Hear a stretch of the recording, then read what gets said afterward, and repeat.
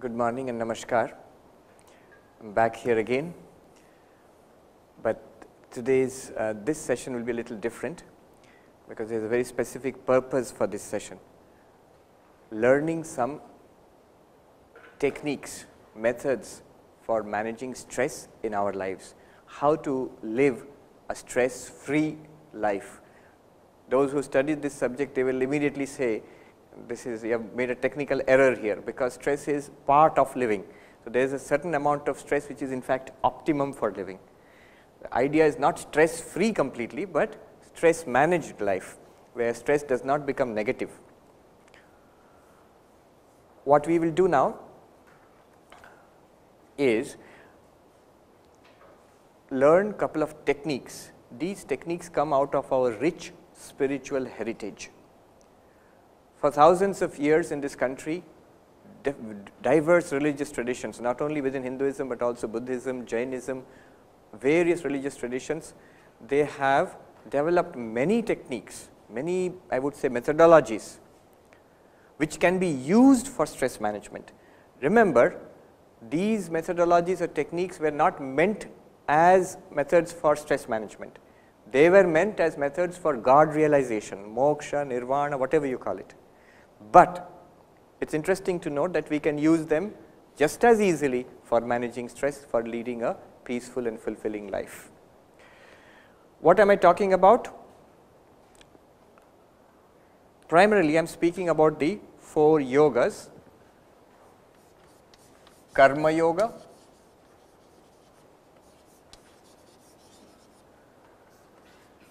Bhakti Yoga,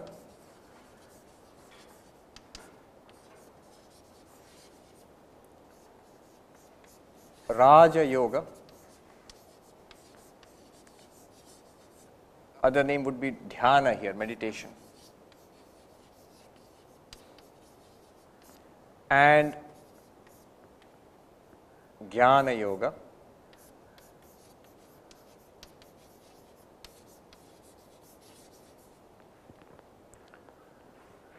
each of them offers powerful methodologies for leading fulfilling lives and for managing stress in our lives. If you look at it in that way, if you approach these yogas with a question in your mind, what can I learn from it which will help me manage or reduce stress in my own life, then you will get different answers, all of which are helpful.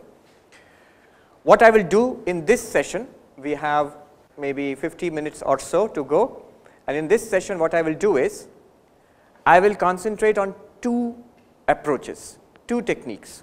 One technique drawn from this area, the path of meditation, and the second one from the path of knowledge. 2 different techniques. They are very different. When we go through them, you will see they are very different. And I will take you through a practice of each technique. I will not just give you some theory, but I will actually take you through a practice of each technique. And both techniques can be learned, both can be combined also. There is nothing exclusive about it, but they are different. You have to keep it in mind. Before I go on to that, let me tell you just a couple of lines about what is Karma Yoga and what is Bhakti Yoga and how you can use this for stress management also. Just a couple of sentences in each, but we will not go into that. Those are big areas. Karma Yoga is called the path of action. How we can actions, what we do at home and office or whatever, all those actions, how we can convert them into spiritual sadhana. That is Karma Yoga. What is Karma Yoga? Converting our daily life, our actions into worship of God. Purpose being God realization, enlightenment, whatever you call it. So that is Karma Yoga. It is something that Krishna taught Arjuna in the Bhagavad Gita. Swami Vivekananda has recommended strongly in this age also. Karma Yoga, transforming our daily actions into worship of God. That is the purpose of Karma Yoga. But how does it help us in stress management? See, Karma Yoga you can basically divide into 2 parts, Sakama Karma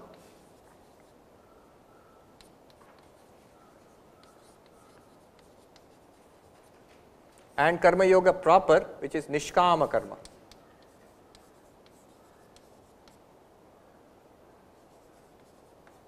I will rub out this Sakama Karma part of it, this arrow, because it is misleading. Karma Yoga properly is not Sakama Karma.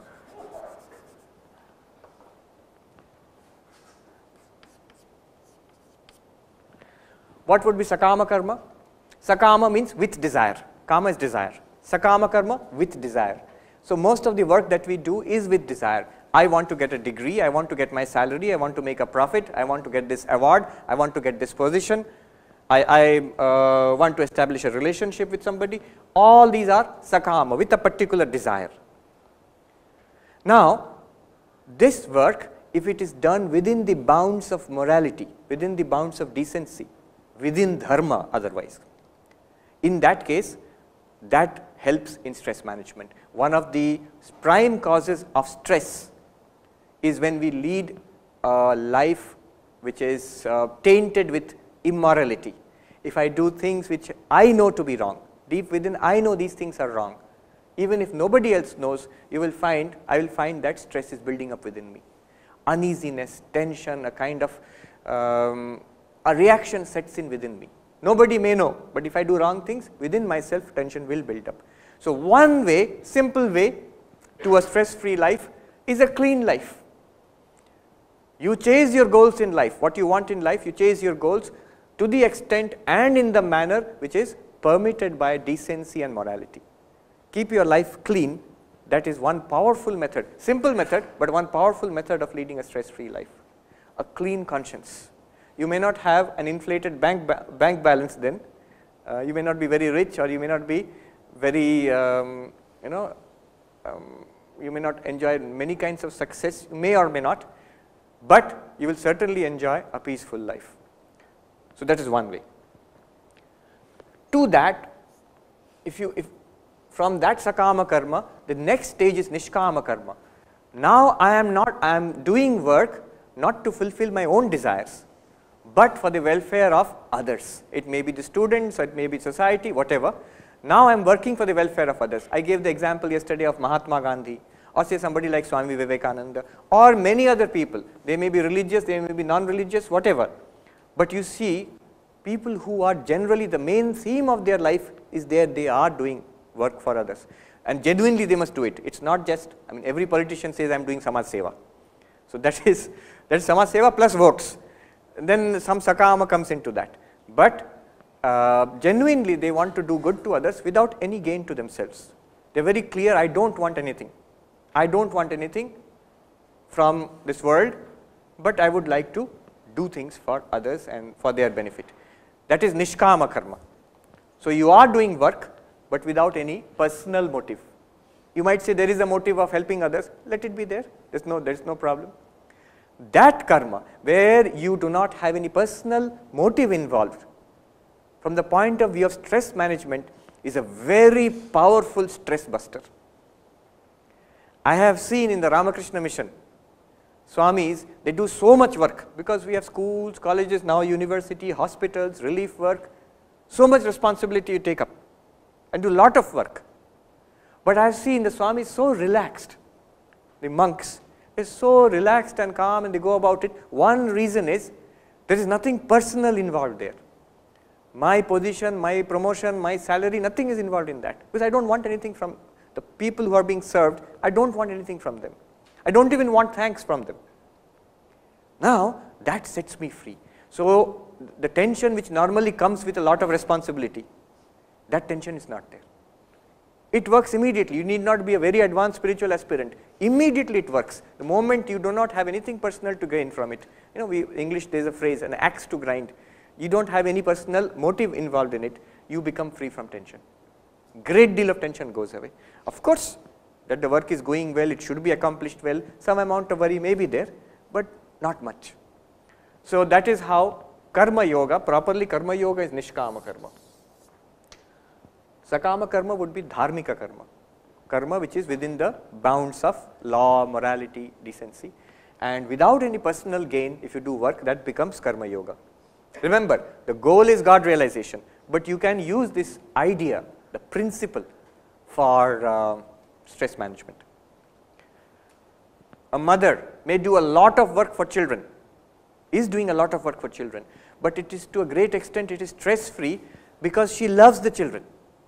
She does not think that I am, a great sacrifice I am making for the child, because she would do it, she loves to do it for the child, do that work for the child. So out of love, without any personal gain involved, love is involved there and no personal gain, nishkama karma, karma yoga, it is generally stress free. Next, bhakti yoga. I am just giving you the principle. Bhakti yoga, the path of bhakti is a very popular path where my love, the capacity to love is directed towards God in any form. You are a Krishna bhakta, so you love Krishna, a Rama bhakta or Durga or Kali or Ganesha or Jesus or Allah, whatever. These are all paths of bhakti. Most of the religions are primarily paths of bhakti. By loving God, one goes towards God. All one's affection and love is directed towards God. You love other beings also, but through God, because they are the creatures of God, or they are the children of God, or I see my God in those beings. Now when you do that, what happens is, tension goes away. For one primary reason is, now you depend on God. There is a self-surrender to God. You know, this is called Sharanagati. In every religion, in some form or the other, it will be there. Sharanagati, Prapatti, these are the terms we use in Hinduism. But surrender to God or dependence on Allah, these are the terms you find in other religions. When you do that, you have deep faith that God exists.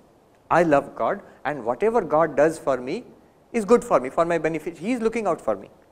If there is such a deep feeling within you, you will see most of the tensions go away actually. Because it's God's problem, not my problem. Whatever He has put me in, I will do my best, rest He will take care of. And you see such a big load goes away from your heart.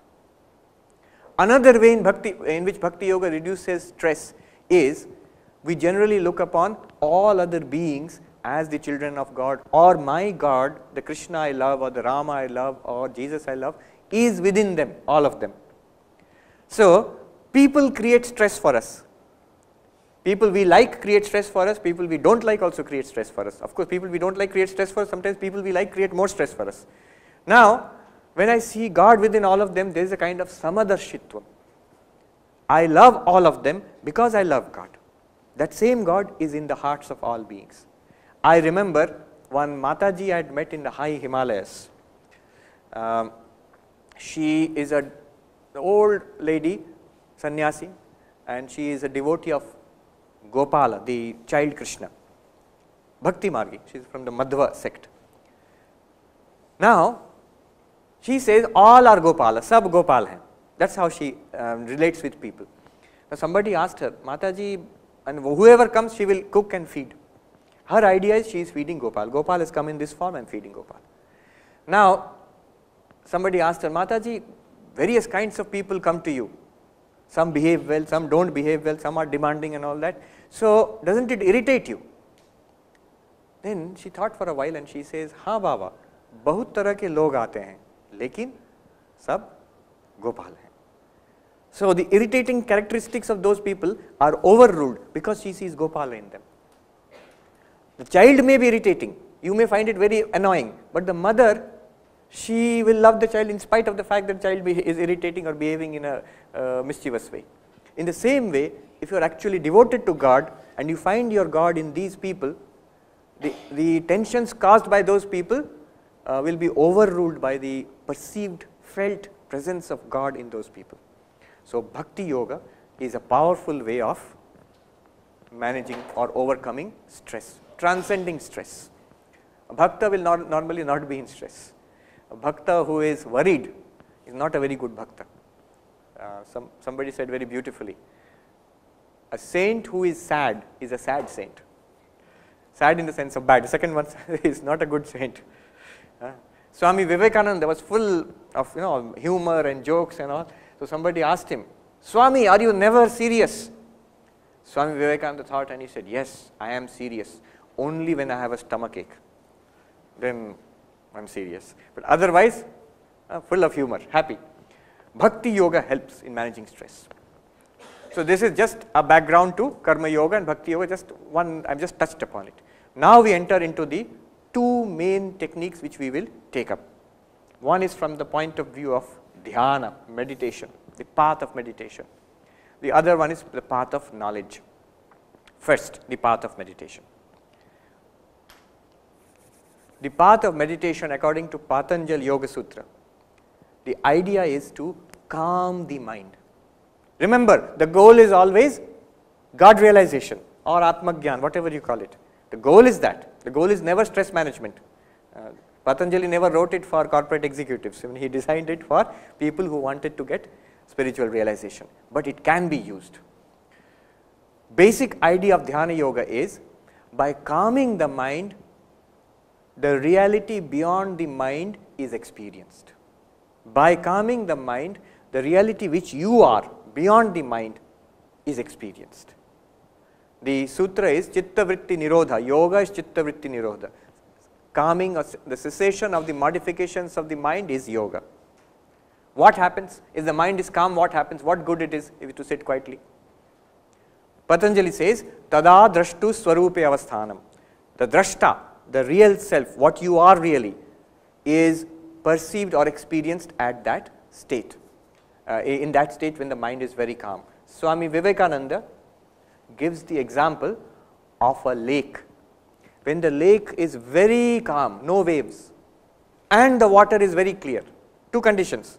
The water must be very clear and there should not be any waves in that lake.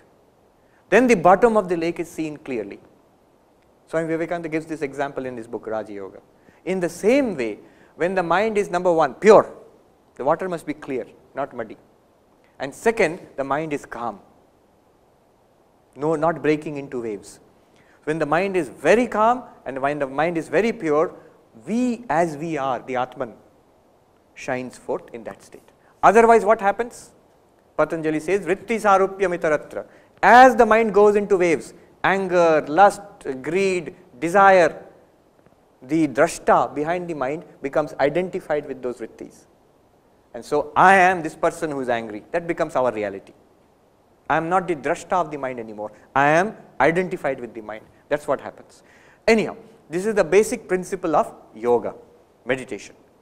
Calming the mind to see the reality beyond the mind. Now, you can easily see this can be modified for stress management, because any technique of calming the mind is immediately useful for stress management. Any technique which calms the mind is immediately useful for stress management. I shall take you through one technique. This technique is called Yoga Nidra. You are actually not going to fall asleep, so be careful. I am not going to ask you to fall asleep. Yoga Nidra. Yeah, that is another thing you need to do. Switch off all the mobiles, because especially for this, in a lecture it is not such a problem, but what we are going to go through now, there just cannot be any disturbance. There just cannot be any disturbance. It will spoil the whole thing.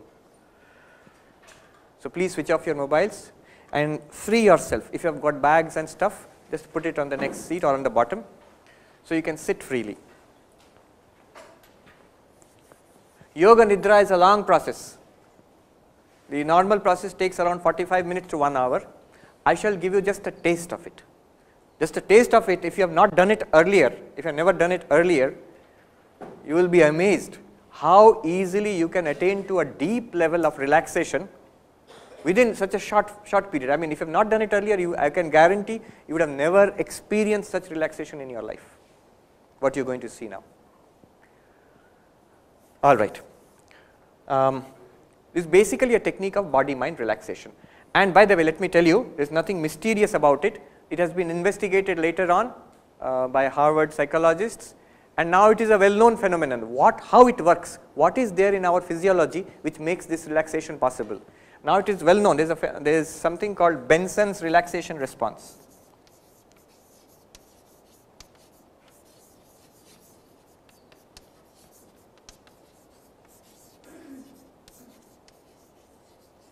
Benson's relaxation response.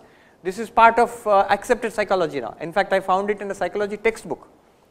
He was I think a psychologist in Harvard probably in the 60s. They investigated this kind of relaxation and they found what happens in the body and in the brain which triggers this kind of deep relaxation. So it is a well known scientific phenomenon now. Of course, 2500 years before Professor Benson, Patanjali discovered this, and the yogis knew about it and they have been applying it. I learnt it long ago from a Swami of the Bihar school of yoga, Munger. One Swami taught it to me when I was, I think, in class 11. So, it's very nice. But what I am going to give you is the curtailed form, the edited form, shortened form. All right. You just have to follow me. What you have to do is, I will speak to you, you listen to me and do whatever I tell you. You need to sit straight, not rigid. You can use the back of the seat for support, no problem. Do not be rigid, be relaxed, but do not droop, just be relaxed. You can put your hands on the support, you can put your hands on the lap, whatever. During the exercise which we will go through, do not be rigid. You know, you will feel like maybe scratching something, something will be itching or something, you feel like coughing or sneezing. Do not withhold it by force. If you feel like it, do it. You want to clear your throat, do it, no problem. Just try to be as still as possible. Unnecessarily do not move around or make sounds or anything. If something comes from within, you can do it, no problem. Do not be too rigid. Right. All you do is listen to me. Sitting straight, breathing normally, breathing in and breathing out normally as you do. Okay, we will leave that now for the time being. Let us finish the exercise and we will go back to that. Close your eyes. Close your eyes, sitting straight, breathing normally, listening to my voice. We are going through a practice of Yoga Nidra relaxation. Sit relaxed.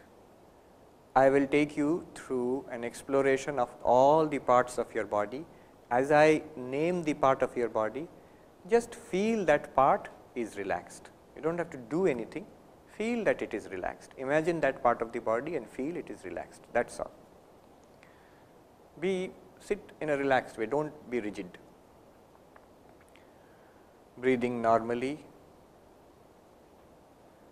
The thumb of your left hand, wherever you have put it, thumb of your left hand relaxed, first finger left hand relaxed, second finger relaxed, third finger relaxed, fourth finger relaxed, all 5 fingers of your left hand relaxed, left palm relax, left wrist relaxed, left lower arm up to the elbow relaxed, left upper arm from shoulder to elbow relaxed, left shoulder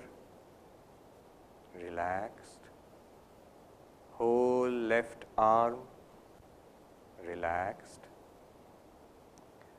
right hand thumb relaxed, right hand first finger relaxed, second finger relaxed, third finger relaxed, fourth finger relaxed, all 5 fingers of the right hand relaxed, right palm relaxed, right wrist relaxed, right lower arm up to the elbow relaxed, right elbow relaxed, right upper arm relaxed, right shoulder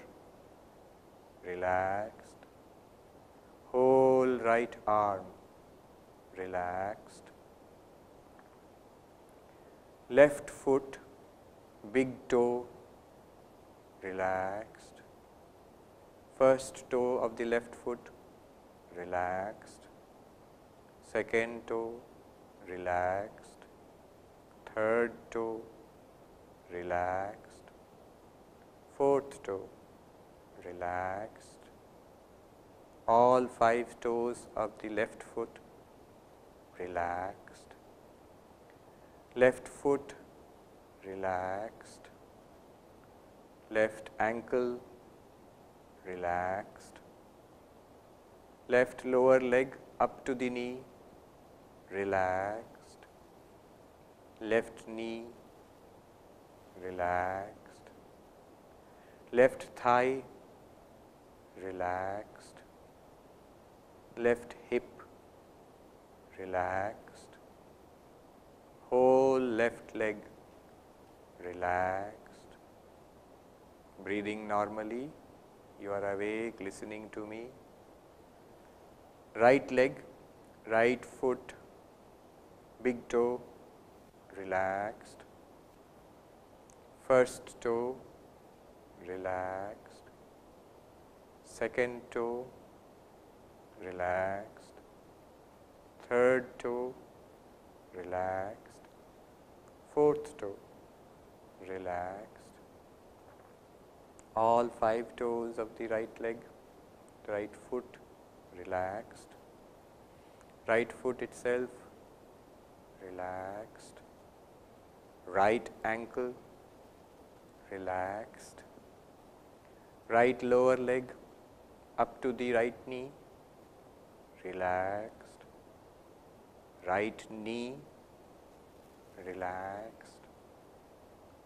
Right thigh, relaxed. Right hip, relaxed. Whole right leg, relaxed. Whole left leg, relaxed. Whole right arm, relaxed. Whole left arm, relaxed. Waist, relaxed. Breathing normally. Stomach, relaxed. Chest, relaxed. Collarbone left, relaxed. Right collarbone, relaxed. Upper back, relaxed. Lower back, relaxed. Come to the face now. Forehead, relaxed. Right eyebrow, relaxed. Left eyebrow, relaxed. Right eyelid, relaxed. Left eyelid, relaxed. Right eyeball, relaxed. Left eyeball, relaxed. Right nostril, relaxed. Left nostril, relaxed. Whole nose, relaxed. Upper lip, relaxed. Lower lip, relaxed.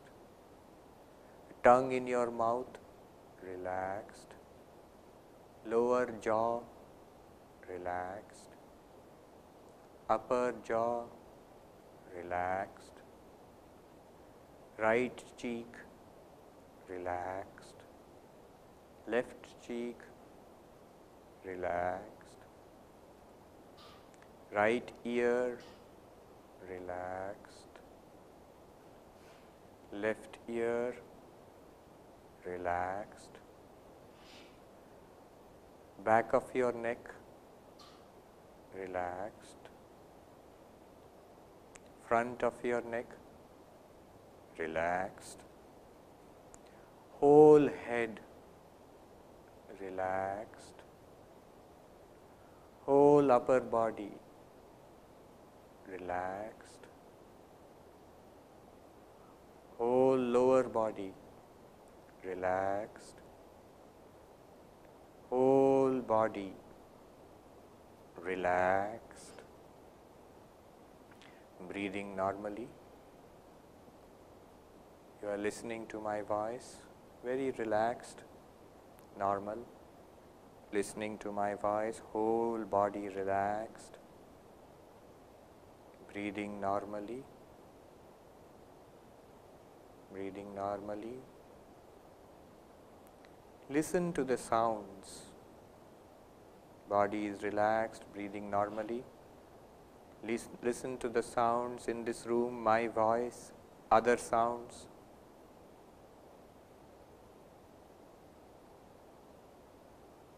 Listen to the sounds outside this room.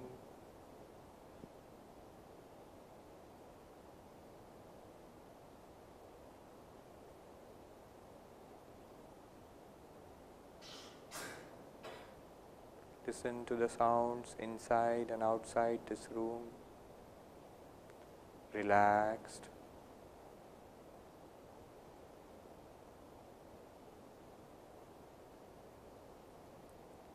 Far away you can hear the sounds.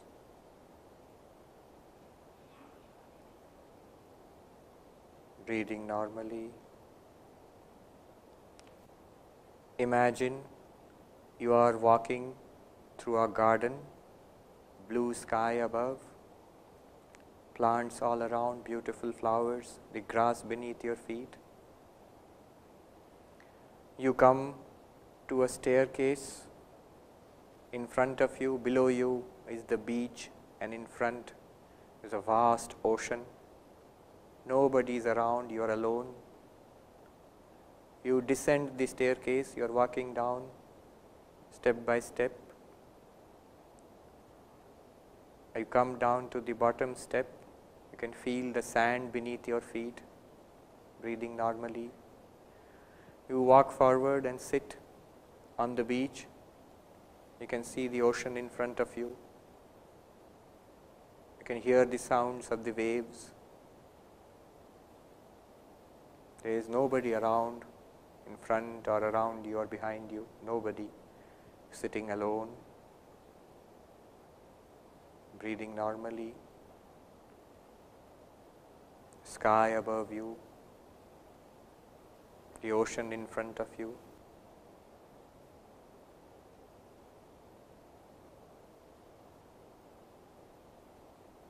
You are at peace.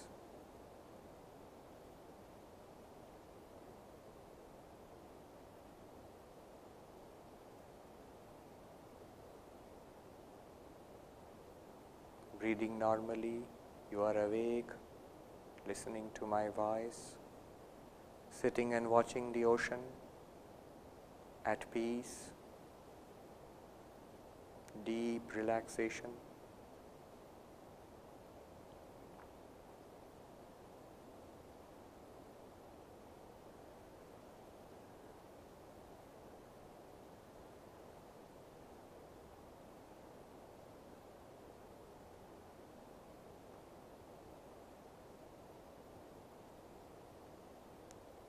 Breathing normally, you slowly get up and walk towards the stairs again. You climb up the stairs,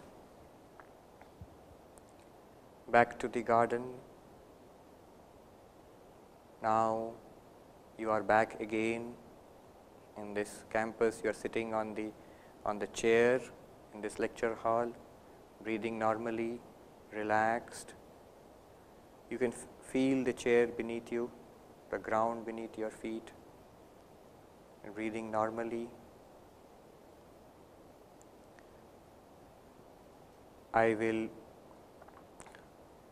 chant Om 3 times. After the 3rd time, you will slowly open your eyes and look at your lap. Don't look up. 3 times Om I will chant. Then you can open your eyes. You are back in this lecture hall. Breathing normally, relaxed. Om.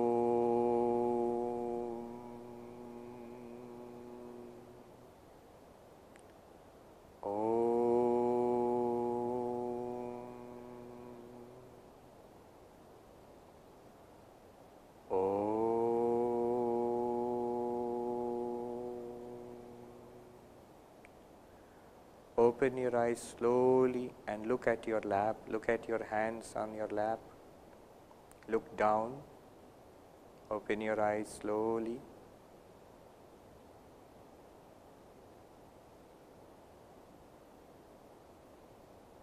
Now you can look up slowly.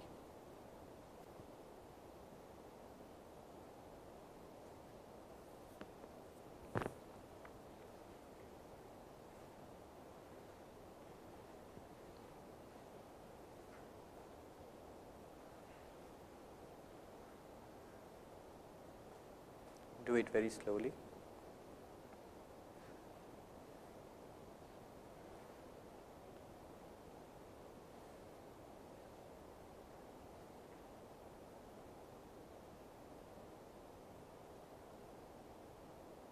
So that is Yoga Nidra, a relaxation of the body and mind and the breath, of course, breathing also. What you saw here is just 1/3. It should be done for 45 minutes and it should be done in Shavasana, not like this. That is the proper Yoga Nidra.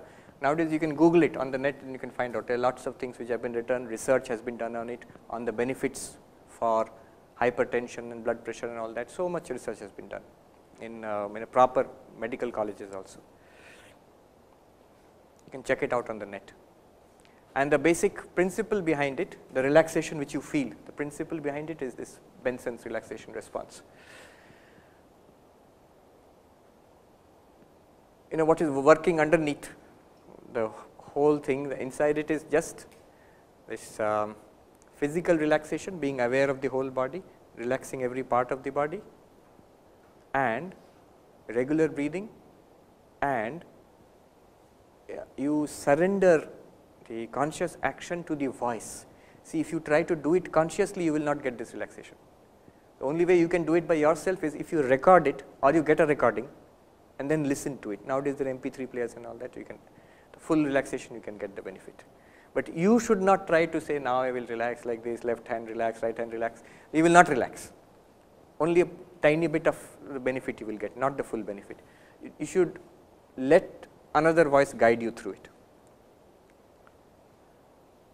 This is just one technique. There are many such techniques. Proper meditation, which is more difficult, that also has tremendous benefits as far as relaxation is concerned. I have read about Swamis who did not need to sleep because they were able to meditate at such deep levels.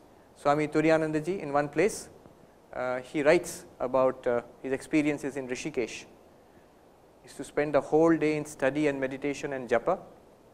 And then he says, there came a time when he did not feel like sleeping at night. And for 6 days at a stretch, he went without sleeping at night. Not in a hyper-excited state, just the opposite. He did not feel the need. And then he said, I became scared. Then he started practicing how to sleep at night. And then after some time, he got half an hour sleep one day and he was so happy, I could sleep. But it shows, there are claims that in deep meditation, samadhi, the need for sleep, body does not need sleep anymore. So it is possible maybe. All right, this is one technique. This is one technique from the discipline of Raja Yoga, actually dhyana. And this technique is called Yoga Nidra. You can Google it and see more about it. Now, I need you to put this out of your mind. A different frame of mind is required now. Can you just attach this one?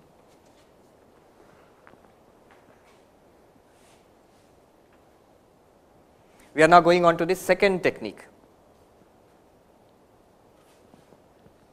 Some fall asleep, that's natural.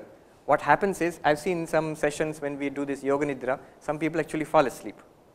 And that's why you have to keep saying that you are listening to me, you are awake. In spite of that also some fall asleep. And some even have, start snoring. In one session I remember everybody came out and we were discussing Yoga Nidra, but one person went on snoring. The reason is, actually there is a deep tiredness in our body and mind which we don't know. We are carrying on our lives. But there is a deep underlying tiredness and you discover it when you try to relax. When you try to relax, immediately fall asleep, and that's not bad. That's not bad. First few times you may fall asleep. That's okay. The body needs it actually. Okay. Now we come to the second method. This method, first one is based on calming the mind and body. This one is based on thinking. In the first method, we try to calm down and be as we are in our real nature. In the second one, we try to actively discover what is our real nature. We reorient our view about ourselves. How do we do that? Before I go on to this, let me just guide you through this way of thinking. This is Vedantic way of thinking. We are now going to use Vedanta, Jnana Yoga for relaxation. I had mentioned it last time also, but I'll again tell you about it. The method we are going to use is this. We are trying to discover who am I, like yesterday. Now, hold on to this principle. Hold on to this principle that that which you see must be apart from you. That which I see must be apart from me. The seer and the seen, drashta and drishya, must be separate. A simple thing, a very naive approach. The eyes see this piece of chalk, and it's possible only because the eyes and the chalk are apart, they are different. In fact, you can see anything that's in front of the eyes, only thing that you cannot see are the eyes themselves.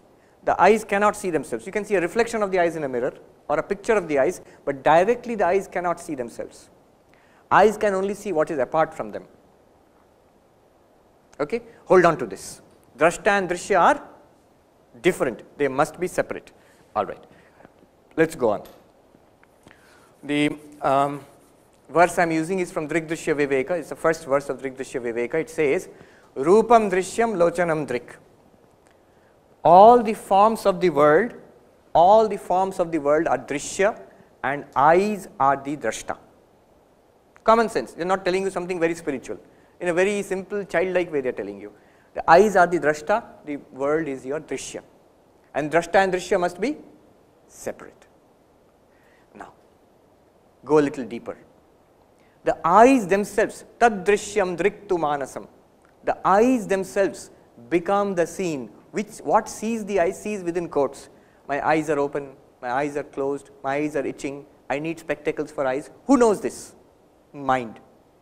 So mind becomes drashta and the eyes become drishya.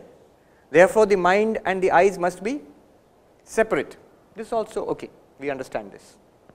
Mind is the drashta, eyes are the drishya. Not only eyes, ears, nose, all the sense organs. In fact, the whole body is the drishyam and the mind is the drashta. Drashta and drishya must be separate. Therefore, mind is separate from the eyes.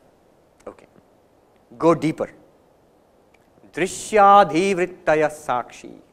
Third stage is very interesting.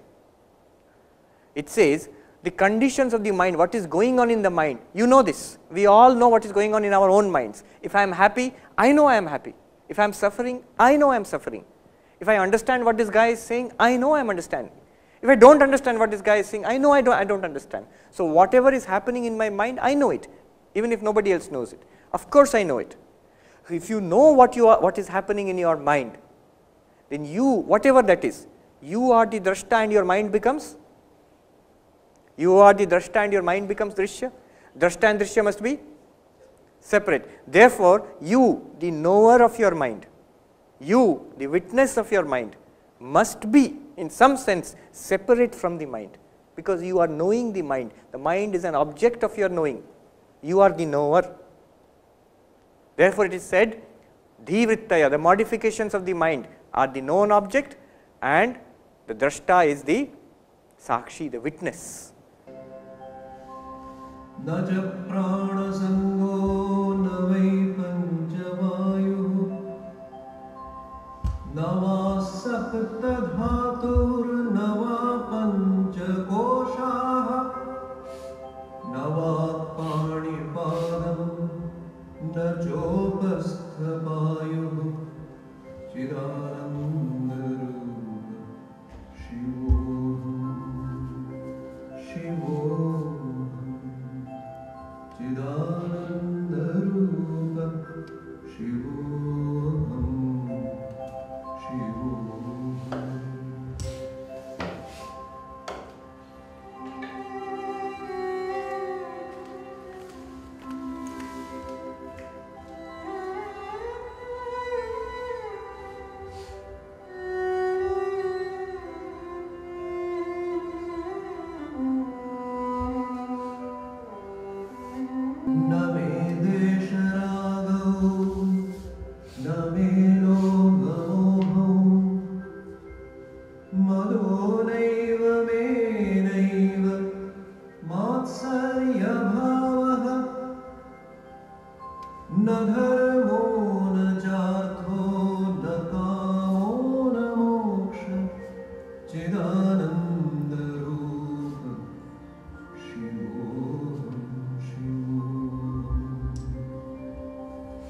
Chidanandarupa Shivoham Shivoham Chidanandarupa Shivoham Shivoham Na punyam na papam na saukhyam na dukkham na mantro na tirtham na veda na yajnaha aham bhojananganaiva bhojananavo chidanandarupa shivoham shivoham chidanandarupa shivoham shivoham chidanandarupa shivoham shivoham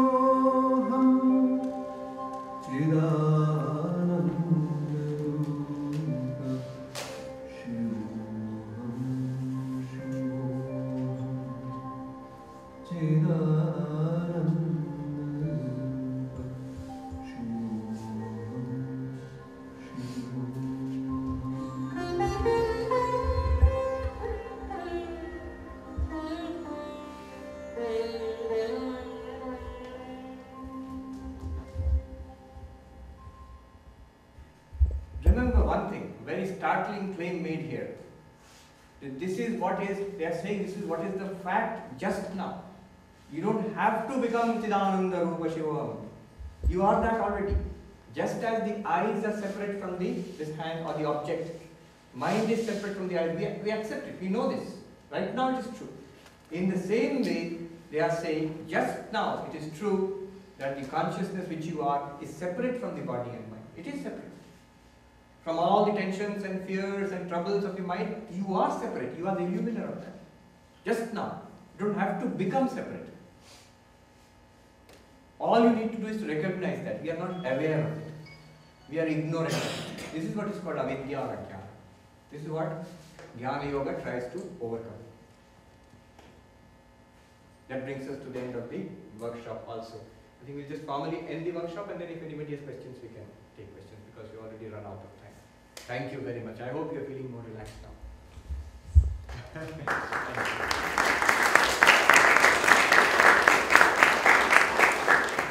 Today also, Jnana Yoga, perhaps the highest philosophy of Advaita Vedanta, which we're going to take up.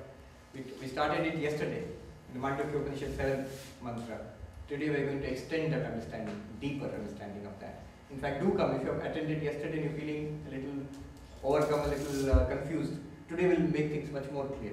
And there will be a lot of exploration of the implications of that mantra and how we use it in our lives. Fine.